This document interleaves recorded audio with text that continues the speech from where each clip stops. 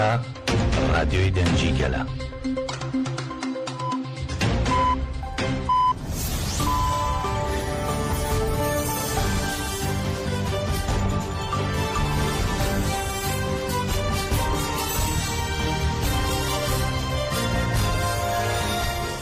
ئەم کاتتان باش بیسەرانی هێژال لە ڕادیۆ دەنگی گەلەوە بە یارمەتی هاوکارانم گەشتی هەواڵەکانی ئەم کاتژمێرتان پێشکەش دەکەین.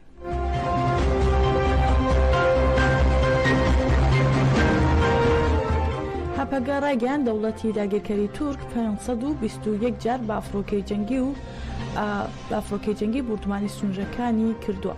ناوەندی ڕاگەیاندن و چاپەمەنی هێزەکانی پاراستنی گەل هەپەگە سەبارەت بە هێرشەکانی سوپای تورک و بەرپەرشدانەوەی هێزەکانی گەریلا لە چوارچەوەی بەرگری ڕەوادا ڕاگەیاندراوێکی بڵاو کردەوە و ڕاگەیاندووە لە 16 ئاداردا سوپای داگیرکەری تورک لە هەرێمی خواکۆرگ ئۆپەراسیۆنی دەست پێ کردو. هەروەها هەپەگە ئاماژە بەوەش دەکات لە ڕۆژانی 16 ئادار دەوڵەتی داگیرکەری تورک باگشتی 521 جار بە ئەفرۆکەی جەنگی با چەکی قورس و تۆپ و هاون بوردمانی گۆڕەپانەکانی بەرخودانی بەریزینێ، سنێن، کەندەکۆڵا، لۆلان و هەرێمەکانی خواکۆر، گارامەتینا و شەید دەلیلی ڕۆژاوای زاپی کردووە.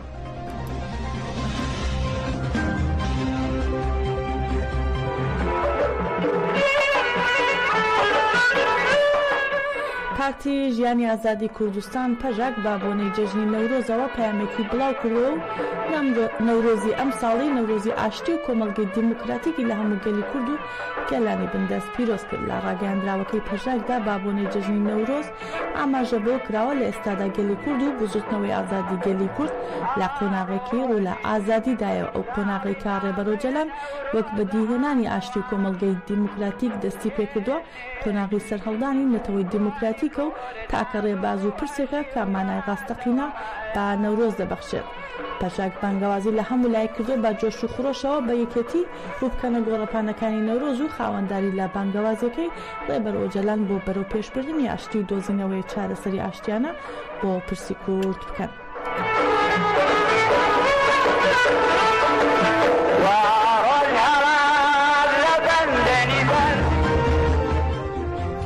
کۆمیتەی بەڕێوەبەری جەنگاوەرانی هەبەدەها بابۆنەی 37مین ساڵیادی کیمیابارانکردنی هەڵەبجە و کۆمەڵکوژی بایەزید و غازێ ڕاگەیاندراوێکیان بڵاو کردەوە و ڕێگەیان کۆمەڵکوژیەکان لەبیر ناکەن و لێپرسینەوە لە ئەنجامدەرانی کۆمەڵکوژیەکان دەکەن. کۆمیتەی بەڕێوەبەری بزوتنەوەی شۆڕشی یەکگرتووی گەلان هەبەدەها ڕێگەیان هەریەکە لەو کۆمەڵکوژیانە بەڵگەی تاوانێکی دژا مرۆڤایەتین.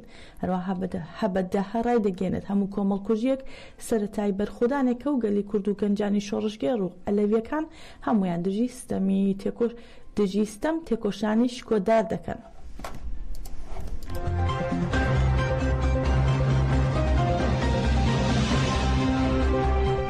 لە پاریس لەسەر بانگەوازیەکەی ڕێبەرۆجەلان بۆ ئاشتی و کۆمەڵگەی دیموکراتیک کۆبوونەوەی گەل بەڕێوە چوو.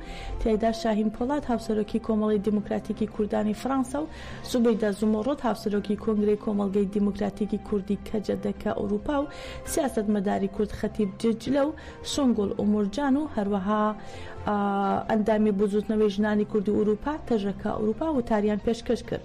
لە سەرەتادا شاهین پۆڵات کۆمەڵکوژیەکانی هەڵەبجە، گازێ و قامیشلو و کۆمەڵکوژیەکانی ئەم دواییانەی دژ بە عەلەویەکانی لە لازقی و حومس شەرمەزار کرد. سۆنگۆڵ ئۆمورجانیش ئاماژێ بۆ کرد گەلی هێزی سەرەکی بزوێنەری تێکۆشانە و بۆیە دەبێت باش لەم پرۆسەیە تێبگەن و ئەو هەنگاوەی بەڕێز ئۆجەلان دەستی پێکردووە دەبێت بەدی بهێنرێت.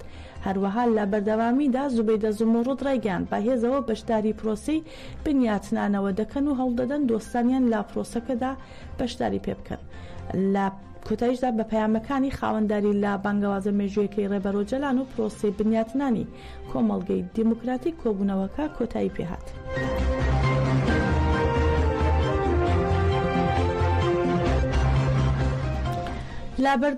لە بەردەوامی کۆبوونەوەکانی شاندی دەمپارتی کە لە چوارچەوەی بانگەوازیە مێژوویەکەی ڕێبەرۆجەلان ئەنجام دەدرێت، پارتی یەکسانی دیموکراسی گەلان دەمپارتی لە کۆبوونەوەکانیدا لە پەرلەمان لەگەڵ مەهەپەدا ئەمڕۆ کۆبووە و کەمێک پێش ئێستاش لەگەڵ ئاکەپا کۆبوونەوەی دەست پێ کردووە.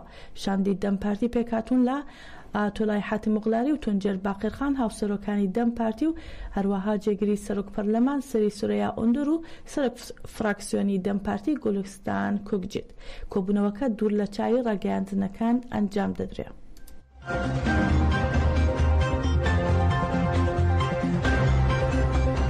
سەبارەت بە کۆمەڵکۆژیەکانی دەوڵەتی تورک لە گوندی بەرخەبۆتانەی کۆبانی کە 7 کەسی لە یەک بنەماڵە تێدا شەهید بوو، 2 کەسی دیکەش بریندار بوون. ئێشکگرانی بەنداوی تەرشین کۆنگرێکی ڕۆژنامەوانیان ئەنجامدا و هێرشەکانیان شەرمەزار کرد. لالایەن ئەندامێکی هێزەکانی پاراستنی کۆمەڵگەی کانتۆنی فوراتەوە ڕاگەیاندراوێک خوێندرایەوە و ئاماژیان بەوە کرد لەسەر بەنداوەکەم هێرشانە شەرمەزار دەکەن و وتیشیان دەبێت بکوژەکان دادگایی بکرێن و بانگەوازیشیان لا ڕێککراوەکانی مافی مرۆڤ کرد کە بە ئەرکی خۆیان ڕاپەڕن.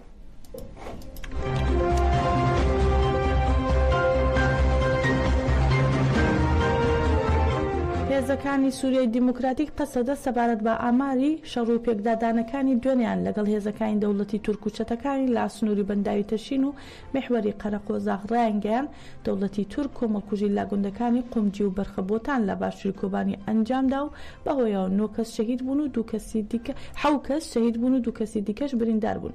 هەروەها لە بەرەی بەنداوی تەشینیش فڕۆکە جەنگیەکانی دەوڵەتی تورک بەردەوام بوون لە هێرش بۆ سەر دەوروبەری بەنداوەکە و گوندەکانی و هاوکات هێرشیان بۆ سەرخانووی کرێکاران لەسەر بەنداوەکە ئەنجام داوە.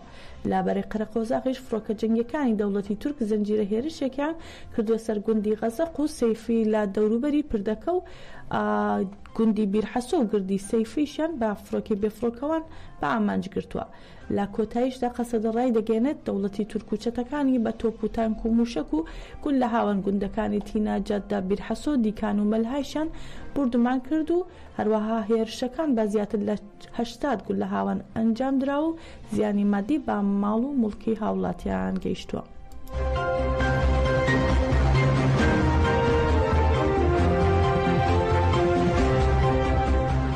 ئەمڕۆ لە هۆڵی مۆنومنتی هەڵەبجە باوەی 37مین ساڵیادی کارەساتی کیمیا بارانکردنی هەڵەبجە کورتەفیلمی گێڵاوە نمایشکراو. هاوکات هەردوو کتێبی وێنەکانی ئازار و دەنگەکانی خۆڕاگری و کتێبی ونبووەکانی هەڵەبجە بڵاوکرایەوە.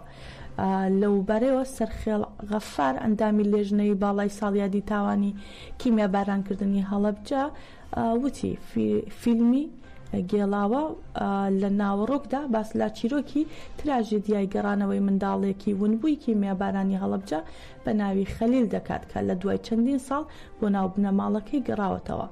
هەروەها لە مەراسمەکەدا 2 کتێبیش بڵاو کراوەتەوە کە چیرۆکەکانی ناو کتێبەکە باسی ئازارەکانی مناڵە ونبووەکان دەکەن. جێ ئاماژەیە بەرە بەیانی ڕۆژی هەینی 16 ئاداری 1970 ڕژیمی پێشووی عێراق بارچەکی کیمیایی شاری هەڵەبجەی بردومان کرد.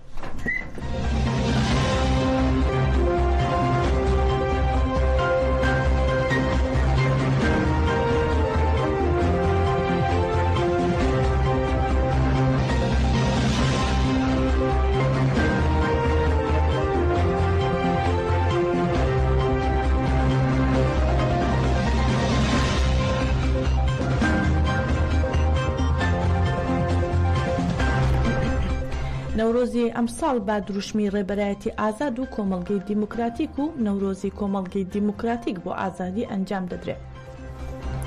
نەورۆز بە لایەنی کەمەوە لە 89 ناوەند پیرۆز دەکرێت و هونەرمەندانی ناوەندی کللتور و هونەری دیجلە بۆ نەورۆزی ئەمساڵ گۆرانی نەورۆزی ئازادیان دروست کرد و کلیپی گۆرانێکە بڵاو کراوەتەوە. گۆرانێکە لەلایەن دەڤریم دەمیر و باران ئەرتەش و مۆسیقاکەش لەلایەن باران ئەرتەشەوە ئامادەکراوە. بگەینە کۆتایی گەشتی هەواڵەکانی ئەم کاتژمێرەمان و بمێنن لە خۆشیدا.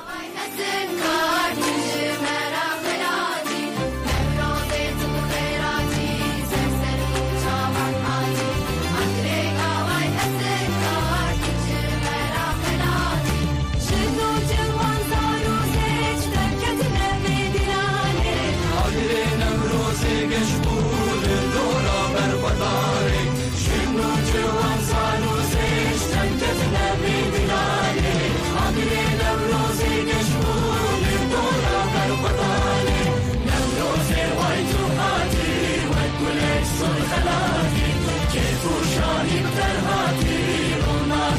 ولا